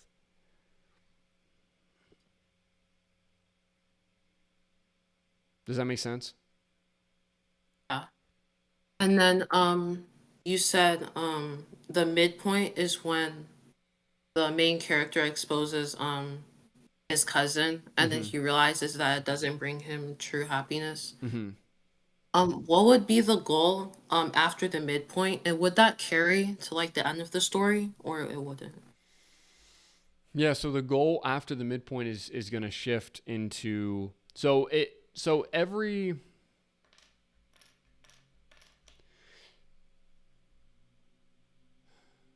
the goal after the midpoint can be fix the relationship with the cousin in a larger sense, where they realize, okay, like this wasn't the way. I now need to get out of the hole that I just created by exposing this person. It didn't actually work. And so then they have the first plan to do that in Act 2B that fails, right? They go, oh, I'm just going to do something quick and solve this problem, and that doesn't work. And then they have to make a new final plan in Act 3 that actually does work and solves the problem. Yeah. Yeah, that makes sense. Thank you. Cool.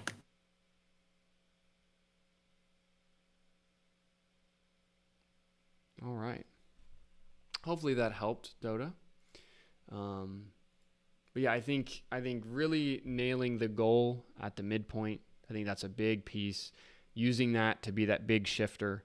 And I think that story is definitely a good example of how you can set up a character that is within their lie, that then they get smacked in the face at the midpoint, believing, because a lot of times your character can only see as far as the midpoint of your story. They don't know what's going to happen after that, because the surprise problem, the 6, is going to happen after that, and they don't know that that's coming, right, from the big story scale.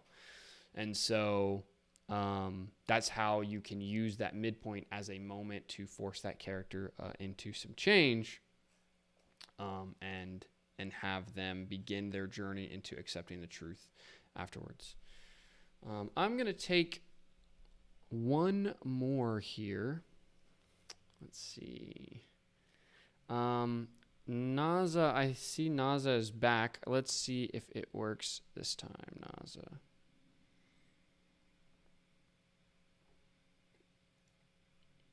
Hey, Naza, can you hear me?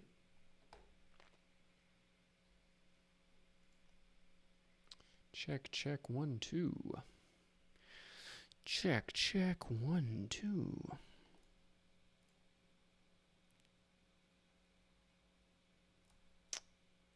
All right, I guess not. We'll go with Daniel then. Let's try this. Hey, Daniel. Hello? Hey, how's it going? I'm good. How are you? Doing good. One sec. I just got to get somewhere quiet. No worries. All right, I'm ready. Perfect. What's your question? So I actually talked to you last week. I had the story about the woman who's a mother and she's an isolationist. Yeah, I remember. Okay. Yeah, and you said the main thing to fundamentally change would be making the antagonist not like a creature but a person. Mm-hmm. Yeah.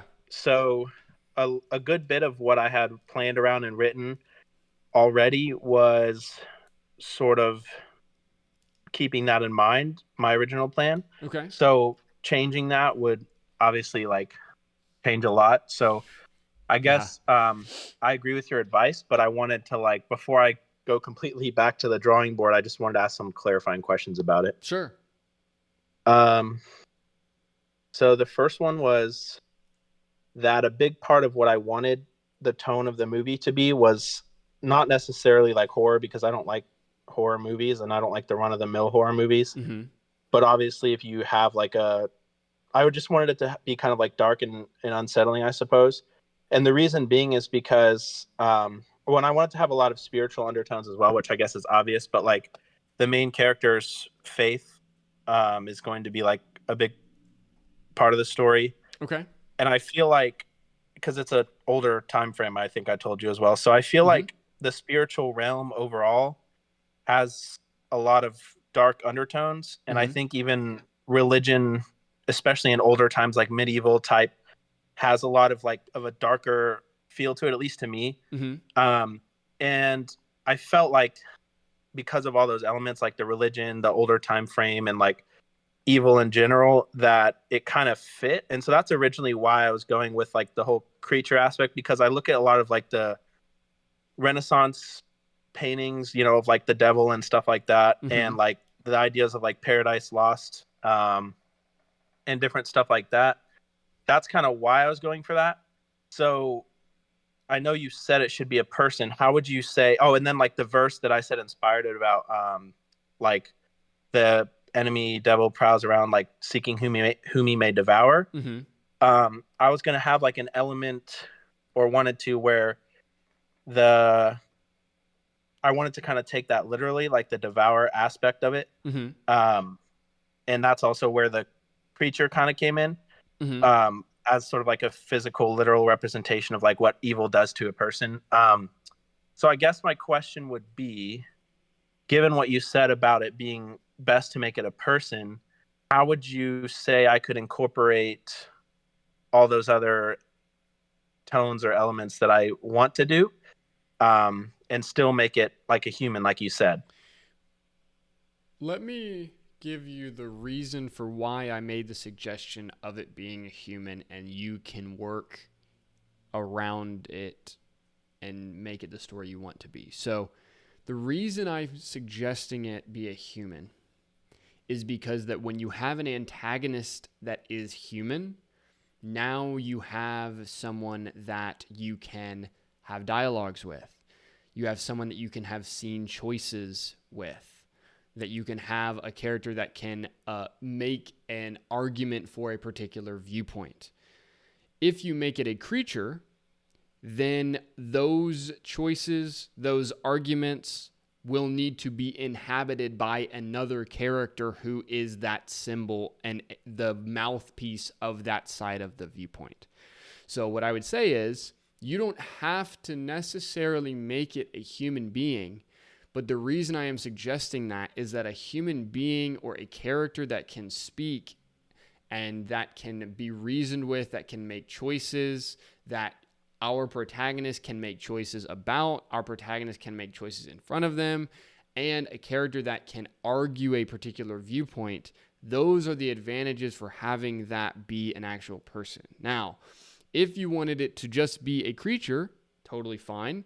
You then need to create a character that is in the world of our protagonist, right? Living with them, something like this, who now can be the mouthpiece of that other viewpoint, right? Who can actually be the devil viewpoint, right? Or the devil mouthpiece, because we want to actually have characters that are holding that side of the viewpoint that we can have dialogue, dilemmas with, and make choices about.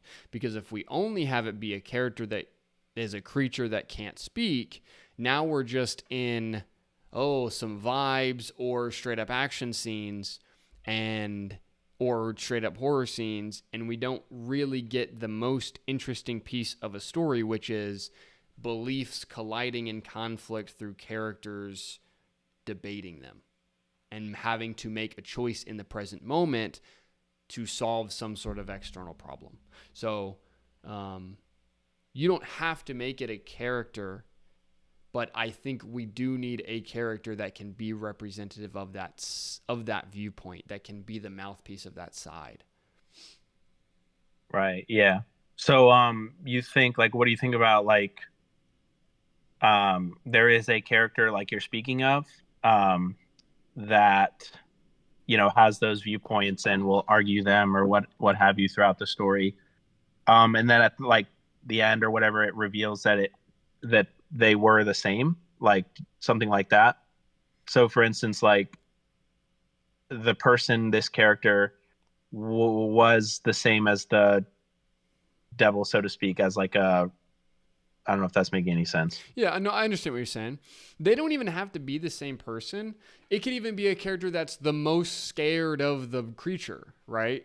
And the character that's the most scared of the creature is the one that is saying, like, well, we have to listen to it, or we have to follow what it wants, or we have to get out of here, or we can't, like, they're essentially on its side is the point. And they don't even have to be a strong devil character. They just have to be on its side. And they can voice that argument through fear, or they can voice it through anger, or they can voice it through however they want to. But the point is that they are on that side. So this is why in Lord of the Rings, I was talking about Lord of the Rings earlier in this stream, Sauron is a force in the films. He's not a physical person for the story. But then you have the characters like the Ringwraiths that are physically representative of Sauron, right? And then you have characters that have differing opinions about what to do about the Wraiths, right? So whether we have to run from them, whether we should stand and fight them, whether we should be very afraid of them, right? Like, it's those different perspectives that make it interesting, because now when, let's say, the antagonist comes, well, now this character says, let's run. This character says, let's stay and fight. This character says, there's no way we can fight them. This character says, we have to hold our ground, right? Now we actually have dilemma, not just a monster battle. Yeah, and I agree. Like, I'm not really a huge fan of like a monster for the sake of a monster, because it even sounds cringy just like saying that I want to have some kind of creature in it. But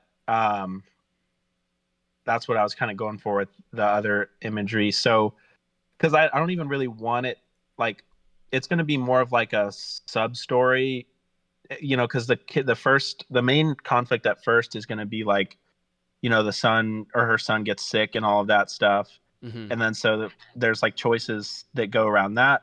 And then I think you mentioned it too, where like you can make the antagonist the cause of all of those problems. Mm-hmm. So that's kind of what I was hoping to do, is that there'd be these problems that are like the main focus of the story for the first like major portion, and then it would be sort of like clear at the end that all of those problems were caused by, this force, and of course that force needs to be personified in some way.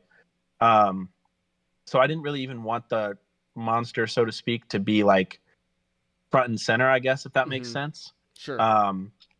And so, yeah, so I'll probably. So if the monster's not going to be front and center, right? We need another character to be be the main opposition. That's all I'm saying.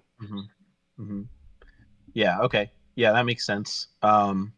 Yeah, because it's like, the choice that the character makes about, whether to leave to get care for the son, like that is the debate is like a philosophical one as well as an external one, because the external one is, he could die if he doesn't, but the philosophical one is, why they don't want to leave or why they do. And so, there's going to be debate from, multiple sides about why they shouldn't leave, you know what I mean? Yeah. Stuff like that. So is that like an example of like allowing that mouthpiece of the antagonist to still speak? Yeah, I would think so. Okay. Yeah, I think that probably does it then for me. That helps me understand a little bit more about what you're saying. Perfect. All right, cool, thanks. Awesome, Daniel. Thanks for hopping on. Make me care has no idea what I'm saying. It's funny. Oh, man. Cool. I think I'm going to go ahead and wind it down there. I hope that, and to answer your question, Make Me Care, has anybody actually sold a script working with Tyler? Yes. Multiple people have. So yeah, I hope you guys have enjoyed the live stream. If you want to check out more about me and what I'm up to, visit practicalscreenwriting.com. As you can see it on the screen right there. If you want to join the Discord, there is a link in the description of this video and or of this live stream. And then on the next stream, you can come in and ask your questions to me directly. I hope you guys had a great time today. Hope you learned something. I hope you were inspired. And I will see you all next time. Talk soon.